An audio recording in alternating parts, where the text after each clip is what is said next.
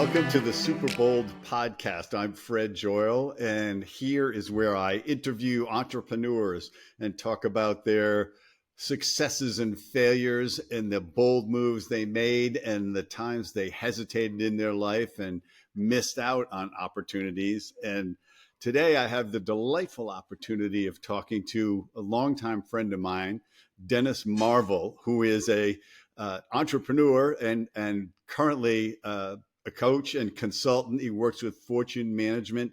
He's also a director of one of their divisions, Fortune 50, which is the upper echelon of their dental clients. Dennis, welcome to the show. Excited to chat with you. Thank you, Fred. Thanks for having me here. I'm looking forward to it. So you've had a long and twisted journey through your career. And so let's start somewhere when you first branched out into being your own man, your own business person. And then maybe we'll go backwards after that. Well, it's kind of easy to actually go back to the first experience, and twisted is probably a pretty good word. And my entrepreneurial journey started with a conversation I had as a sophomore in high school with my father, who said, "I joined the Navy to go to school. What are you going to do?" And I quickly figured out that I needed to figure out a way to make money. And so I started trying to build businesses based on things I enjoyed. And the first one actually failed miserably. And I probably learned more from that than anything else in life. It was a lot of fun, but it definitely taught me what the business world was all about. And the second one actually did enable me to work my way through school while I was running and building and growing a business at the same time. And so that's really kind of what launched me on my journey. Now, oddly enough, I then spent a prolonged period of time in big corporate America and two of the top 10 financial firms in the country, and then came back to the entrepreneurial side of things. And in my current role today, I work strictly with entrepreneurs in the medical, dental, and veterinary spaces. Oh, okay. So the corporate life, do you feel like that was informative of your whole career? And also, did you feel trapped at a certain point? Yeah, absolutely. Both of the above. So when I first started in the industry, I didn't know that financial services was something I really wanted to get into. As I mentioned, I'd been solely worked for myself for most of my life. And I sold my second business when my wife got pregnant with my oldest son and got recruited into the investment world, and spent the next 12 years with a company called Dean Witter, and kind of rose through the ranks and was very successful during that period of time. We ended up selling that to Morgan Stanley. And at that point, I got recruited by American Express, and went over and helped them build what is now Ameriprise, the largest financial planning division in the world. And it was really a remarkable experience because it was probably the best leadership development playground I ever could have asked for. I got the opportunity to have a lot more extended and enhanced education, a lot more learning in the business world, especially in international finance and the big business side of things. But it was also still a very entrepreneurial career path. And it relied on me to kind of create the outcomes that I wanted to create in aligning with the corporate goals. So you were able to function within those very big corporations in an entrepreneurial way. That's unusual. It is kind of unusual, but when you think of people that especially, rise through the ranks, and I did not come from, the elite. I came from a military family, and I moved quite a bit as I went through my life. And so I felt like I had to work harder than everybody else in the world to succeed in the environment I was in. And, what I found is that, yes, that got you so far, but it was more the entrepreneurial way of looking at things and seeing opportunities where others did not. And being willing to take a leap when others were afraid because of certain risks involved. And if I had to define entrepreneurialism, and with one thing, it would be the willingness to accept some risk for truly incredible returns. So obviously, I talk a lot about boldness and what creates that impetus in people. What would you say was your first real bold move that either didn't pay off or launched you on an addiction to risk, basically?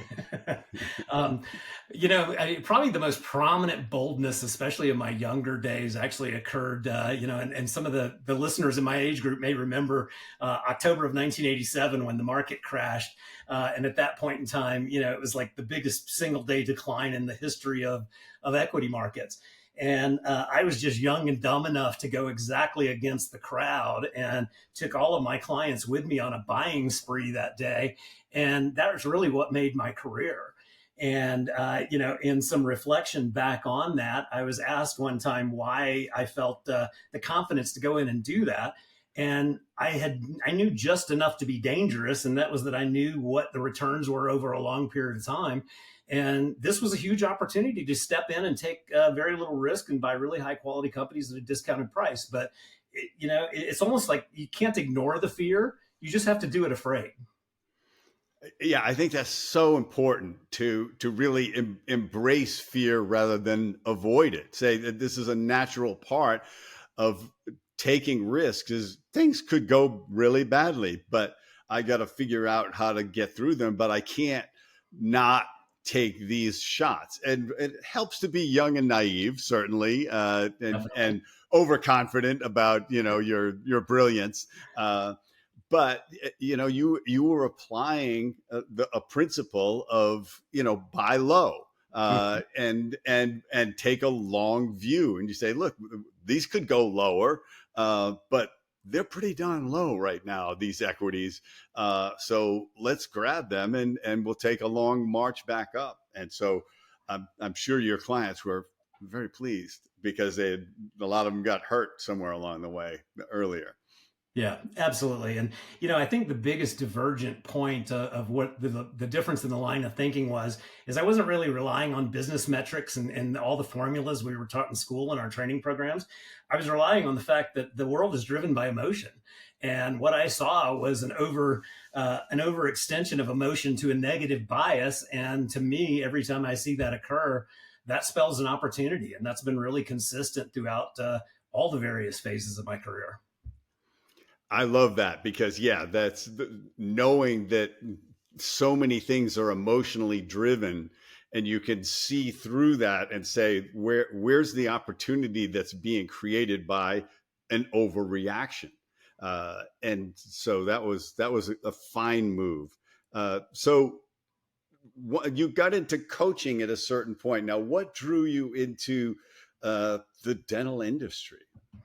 Well, that's a pretty humorous story. So, when I actually left the Wall Street world after an interaction with the healthcare system as a patient that told me that the system was really broken and I wanted to fix it. And so I was actually developing a leadership development company in healthcare at the same time I was doing one in high tech. And the high tech one ended up getting funded. But on the healthcare side, somebody reached out to me and asked me one day that, said, we really like the work you're doing. We'd like to talk to you about joining our organization. And that was Fortune Practice Management and the CEO, Bernie Stoltz. And in all honesty, that day, I said, okay, so tell me what your company does. And he told me that we are dental coaches and consultants. And my response was, well, that's kind of creepy. Why would I want to do that? And the reality is, once I really kind of got into the vertical of this world of dentistry specifically, it's filled with a ton of very entrepreneurial, very interesting people, and we have the ability to have a lot of impact on a lot of people in a very short period of time because they are mostly small businesses that are now in an environment where the corporate world is chasing after them, and so that brings a lot of the expertise that I have and experience I have to the service of them. And but you had already uh, done a deep dive into leadership as something that can be taught. Um, if I understand this trajectory of yours, so you brought a lot of that with you. Um, what give me some of your early insights into leadership, if you can go into the Wayback Machine and say, leadership's really about this. Yeah. And and if I had to point to one thing in my career, it was the ability to achieve outcomes, with the help and assistance of other people and helping them get where they want to go. That has defined every success I've ever had. And as I mentioned, coming up in a very rapidly going Wall Street world, I had the good benefit of being able to honestly make every mistake you could ever possibly make. And that's where I learned all the leadership lessons I did along the way.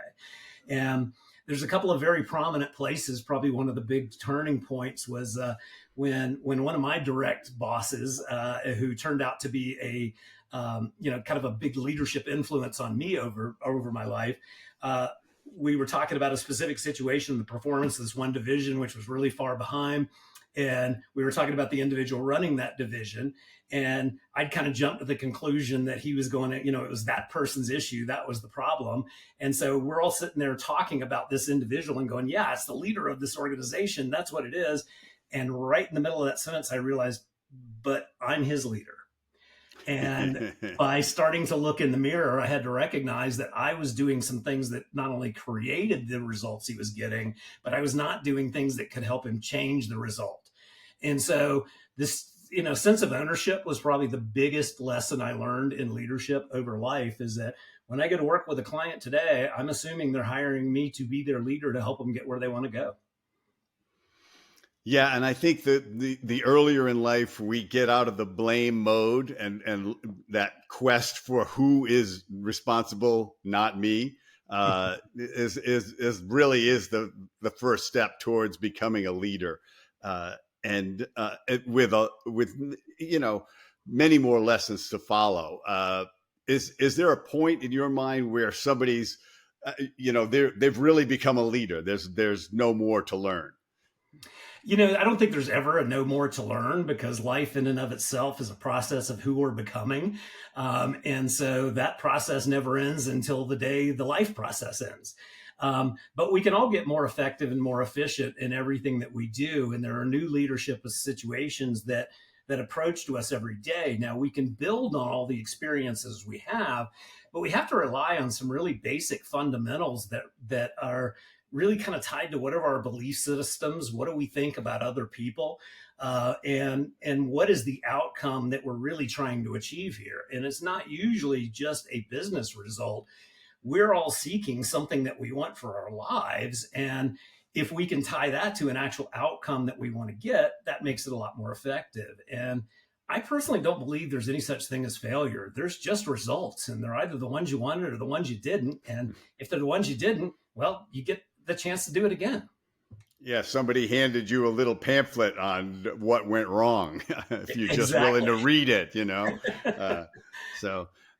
yeah.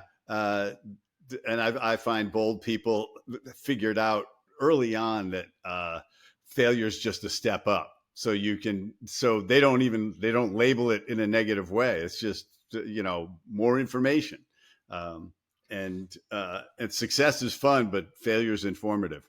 Well, it's part of the natural process of life. We think about how we learn all the skills of a human being as a young child.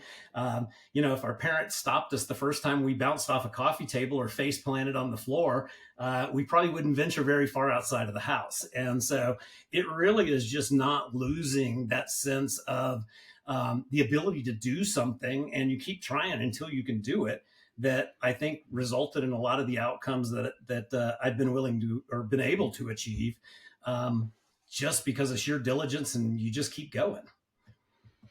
So what would you say was, if you can zero in on it, your biggest setback in your career?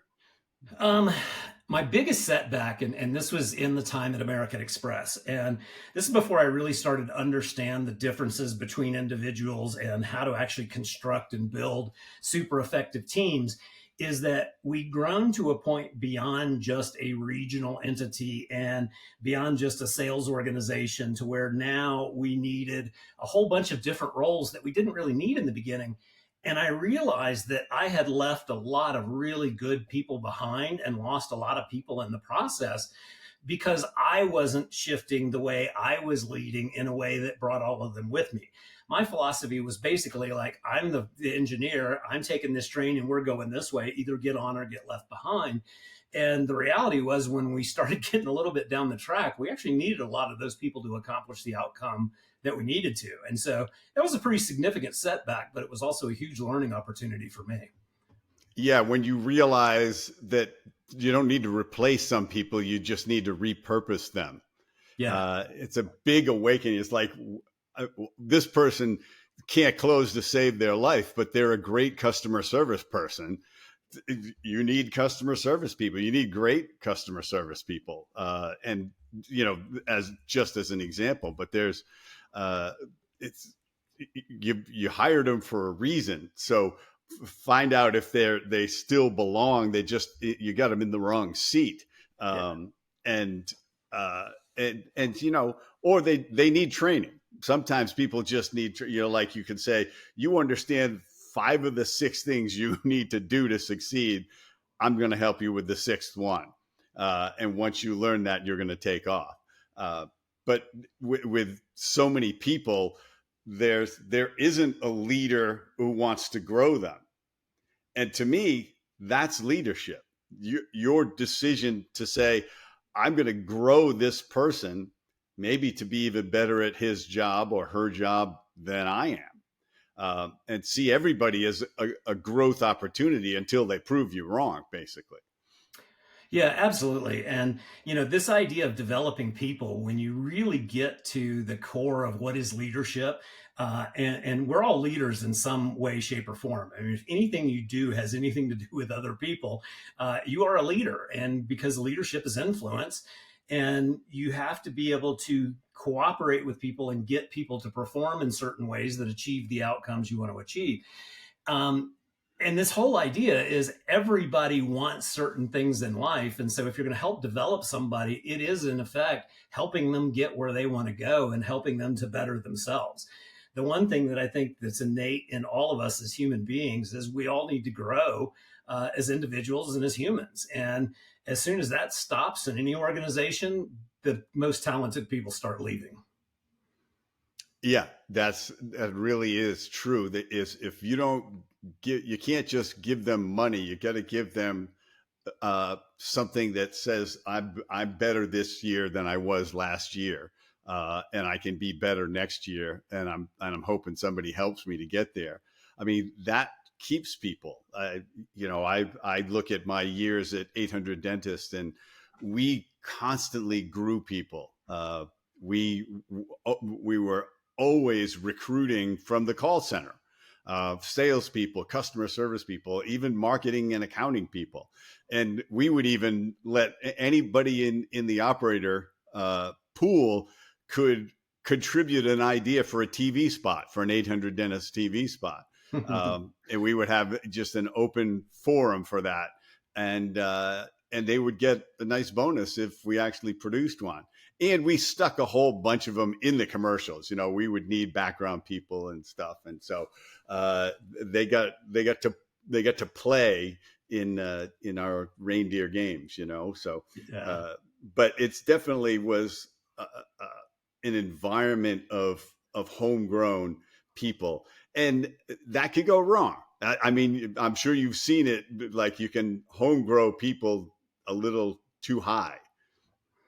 You can, and in the corporate world, we always had a saying that some individuals get promoted to the point that they can no longer perform at that level, and I think that we all have limits in some way, shape, or form. And if you're, a hard worker and somebody who's really, trying to accomplish certain things, I think that the sky is pretty unlimited. But there's absolutely a point where we have to recognize that I have some abilities and not others.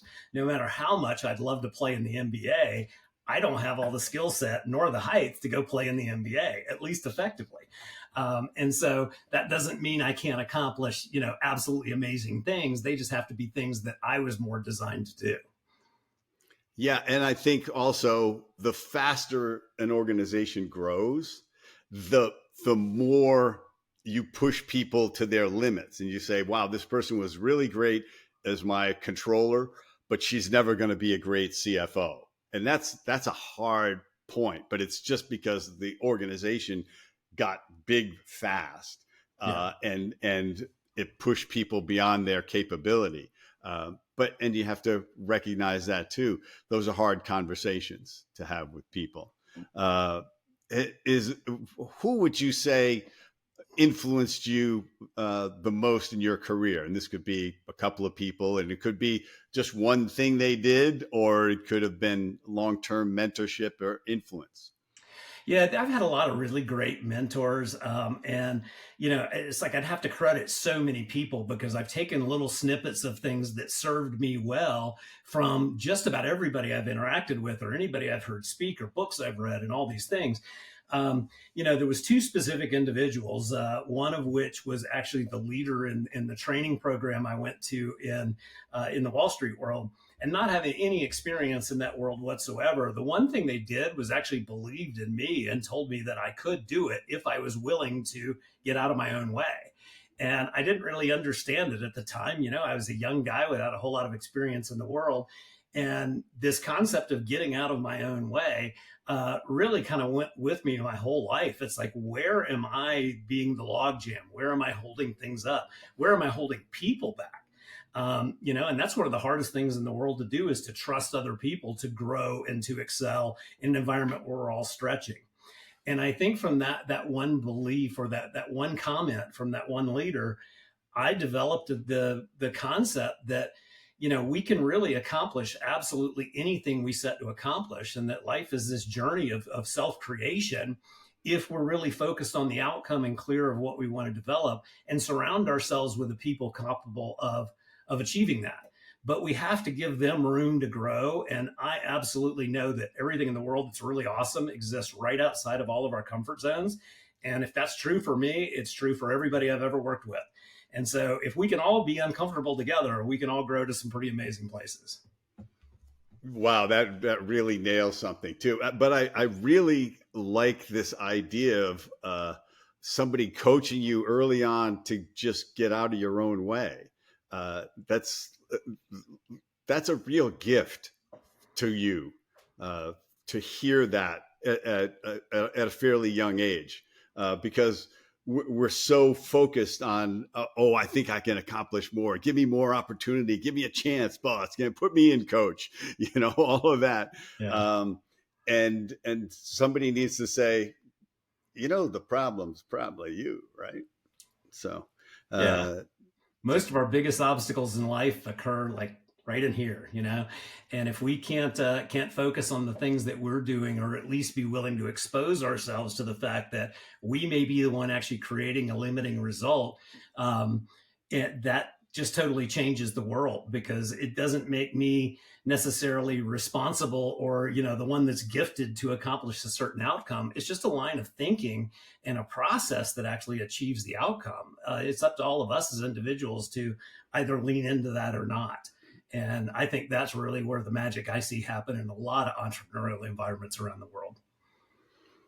Do you feel like leadership has had a shift that's occurred in the past, I'm going to say 5 or 10 years, from when you really came into the business world? Yeah, I took kind of a different approach to leadership from the beginning, which I think now actually sits in our current environment a lot better than it did back then. When I first started, and when I first got, as an example, my first AVP, Associate Vice President position, I had positional authority where all the people that were under me in that corporate structure had to report to me and kind of do what I said. Well, that's a very militaristic point of view. And it's not one where you can actually accomplish things that are way outside of the norm. So because I came from a little bit of a different background than a lot of the people I was competing with for these positions, I really tried to embrace everything around people and helping other people get what they wanted out of life, in assisting me to get what I wanted out of life and what were the objectives that were set out before us.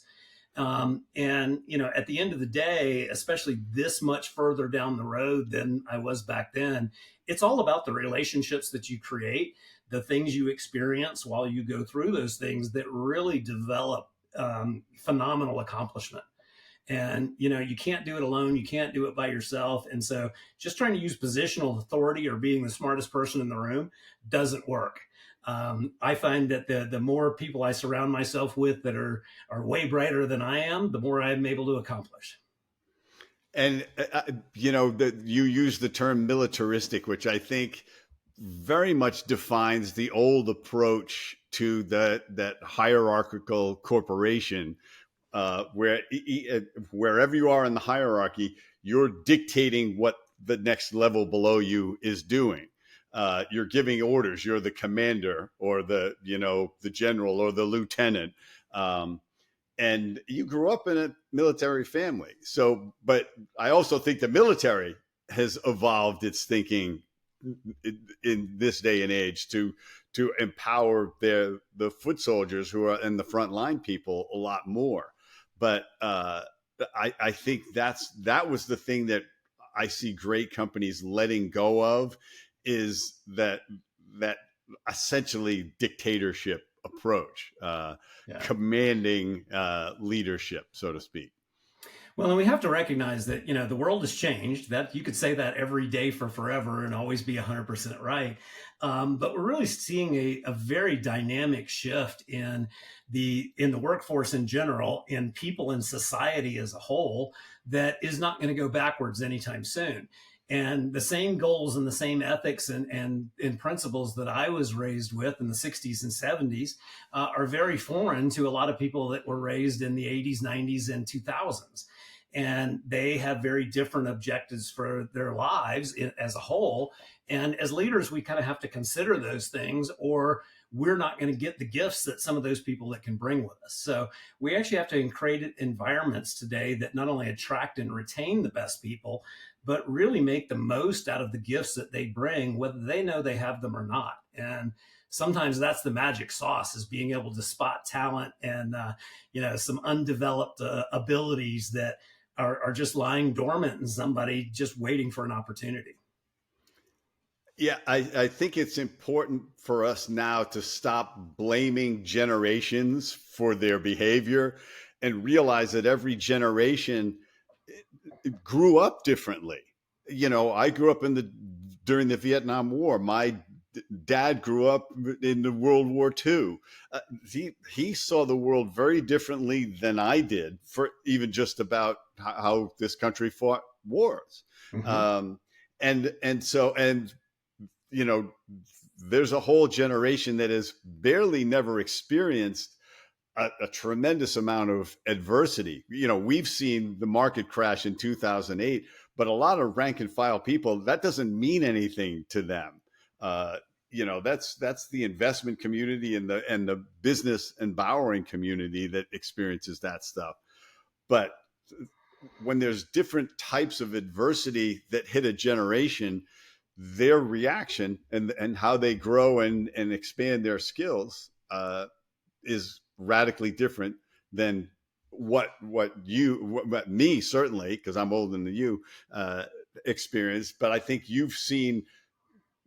I think you taking a wiser approach to generations, and do you feel like that there's an emerging strength coming out of this younger generation? There's absolutely an emerging strength, but there's also emerging weaknesses in all generations because of the environment that we're raised in.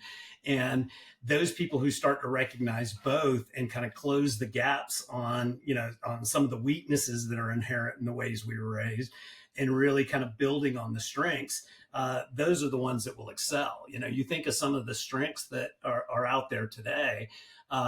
People that have the ability to see vast varieties of different cultures, different people, different perspectives, all of those things. I think that's a quantum leap in overall humanity that will impact leadership for generations to come, because now all of a sudden, as a world, we can see in video 24/7 every single day that we're not the only ones, and we don't have the only perspective in the world. There's 8 billion of us out there, and we all look at things just a little bit differently. And it is really interesting that you're even throwing out the fact that there's that many people. There's such a bigger slice of. I'm trying to think of what the population was when I was, let's say, in high school, but I don't think it was 1 billion people on the planet even yet. And this the worldwide marketplace is an incredibly enormous thing. And as an entrepreneur, 1,000 people is all you need for a great business.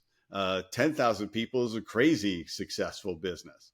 And so uh, the opportunities to create businesses, and let's talk about that. The ease with which you can start a business now is so radically different than 15 years ago, even.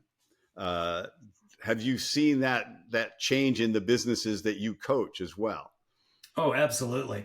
Perfect example. The second business I started, I had to scramble for every single penny I could come up with to actually buy an existing business to create what I wanted to create with it.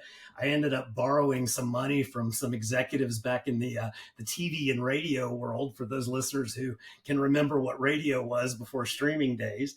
And it took everything I could do just to get that thing started, and then I had to scramble by for a year and a half, 2 years before I was even able to start making any money out of it. And yet it was an amazing success over the long term. And I know people today that have gone out and created an idea and created a multi-million dollar business, in less than 12 months because they can execute that idea and execute it very effectively.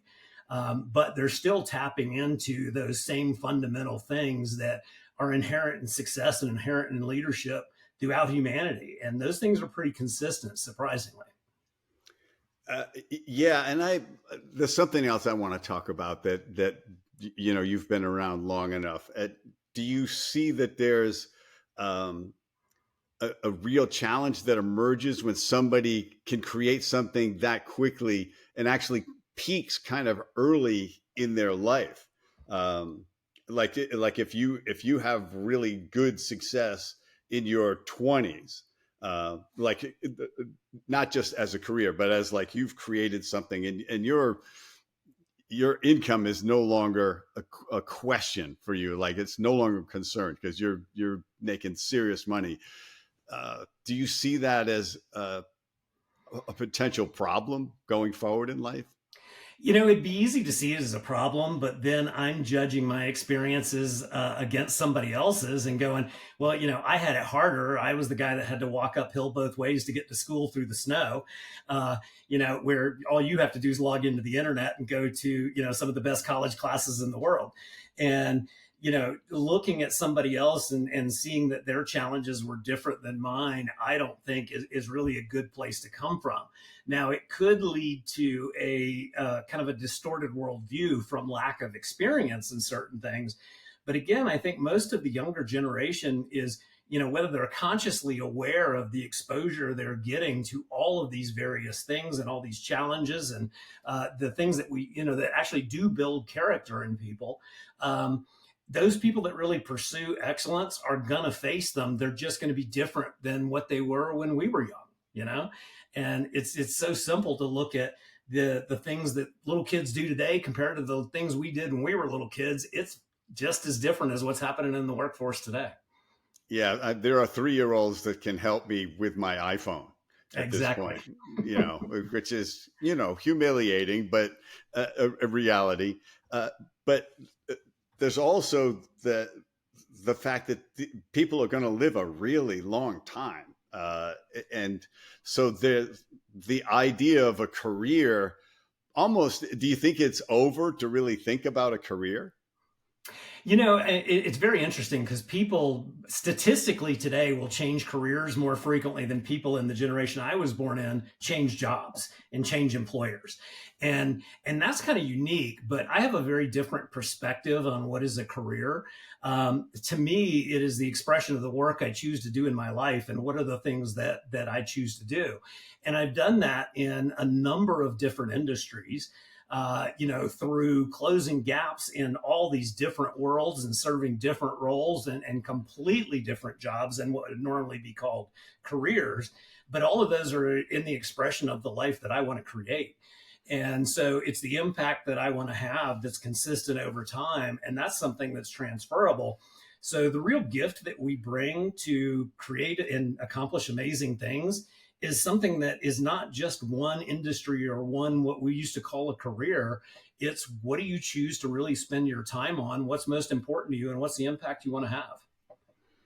Yeah, that's going to be something that evolves. What's important to you is going to evolve. You may, if you're lucky enough to make a bunch of money in your 20s, you may say, "Wow, money's really secondary. I thought it was the end all was to just have all the money I ever needed, but I need to create more impact. I need to create more influence. I need to have more fun and work less hard. Maybe any one of those things could be the extracted from that early success.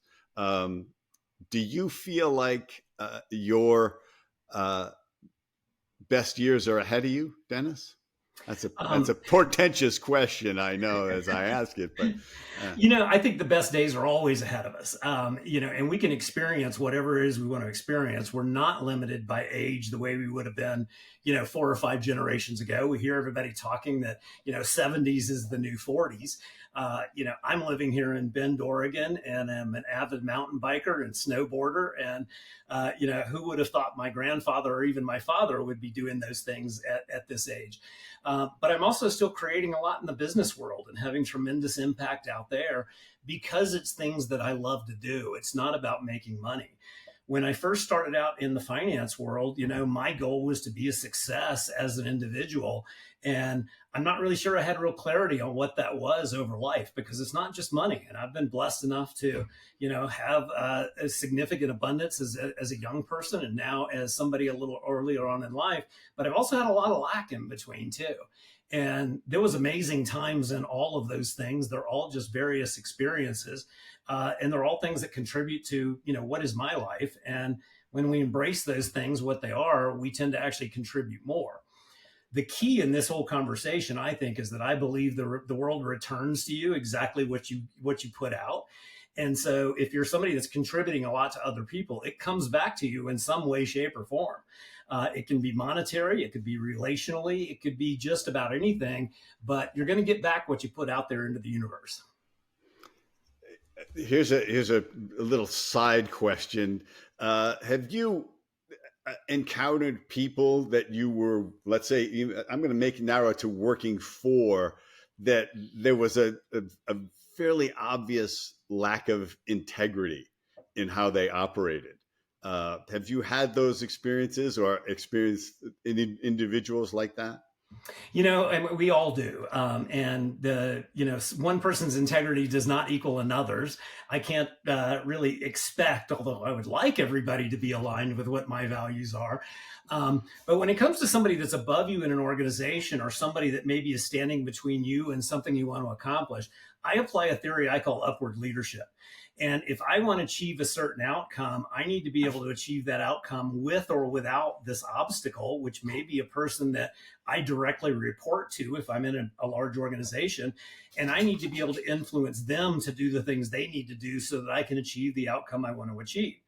And that doesn't mean I need to compromise my morals, but I found very frequently I can steer other individuals to do things in ways that meet my moral grounds, and really perform in an area that does not call those things into question. And people can be successful in a lot of different ways, but that kind of success is very, very limited. Influence is one thing, manipulation is another. We both know leaders that can use one or the other. But I think to be truly successful, we influence positive outcomes through other people every single day. Well said. What would you say is your personal brand? If you had to describe Dennis Marvel as an individual brand, how would you describe that? Because I know how I would, but I'm not going to tell you. It would be interesting in hearing how you would. I ask people a lot what their thoughts are around how I, kind of interact in the world, because we are a essentially a multidimensional being, and the best view we can get of ourselves is in a mirror. So it's really asking all the people around us. And I know that I'm tremendously caring. I know that I will do a lot for other people. And that is more important to me than personal success, is that you're always going to do the right thing, and you're always going to hold by your own values and your own morals and ethics. And the one thing I think everybody knows me of is I just try to never compromise those things on any level, because I believe as soon as you compromise something that essential, it starts to eat away at the rest of your life everywhere you look, and it will come back over and over and over again.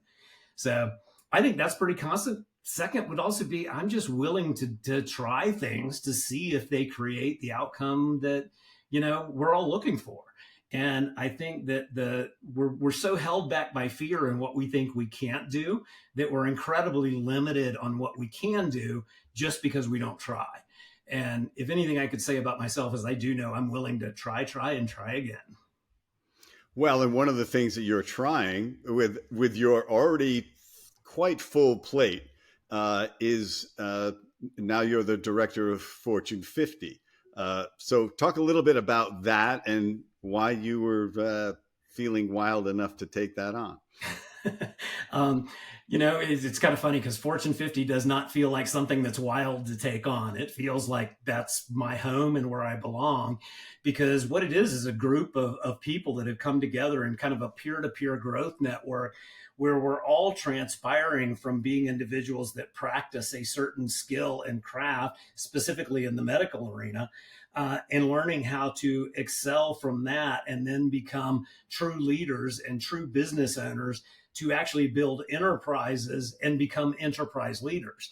And so it's all people that we join together in this process of becoming an enterprise leader. And in the process, the goal is really to kind of take back the world of healthcare and put doctors in the leadership positions they need to be in both ownership and leadership of a lot of these healthcare organizations. And seeing what happened in traditional healthcare and now what's happening in the other venues, there's a tremendous opportunity for people that are willing to join that. And personally, I feel like I'm with my peeps and I'm with my tribe, and we're all going the same way. And it's quite invigorating to be around that many people with that much energy and that much vision. It is an exciting thing to be part of. I participate in that, and it definitely is. The 2 days we spend together 3 times a year are some of my favorites. Every 4 months or so, or 5, whatever that is. 4 months. And I share that appreciation for the everybody striving together. But I think that's, if I could say your brand in short form, it would be Dennis is always striving. But you do it with humility, you do it with clarity. You are articulate and compassionate. And I think you just have a strong belief that more good stuff is coming, and that you can help bring that to people. And that's what I've gotten to observe about you.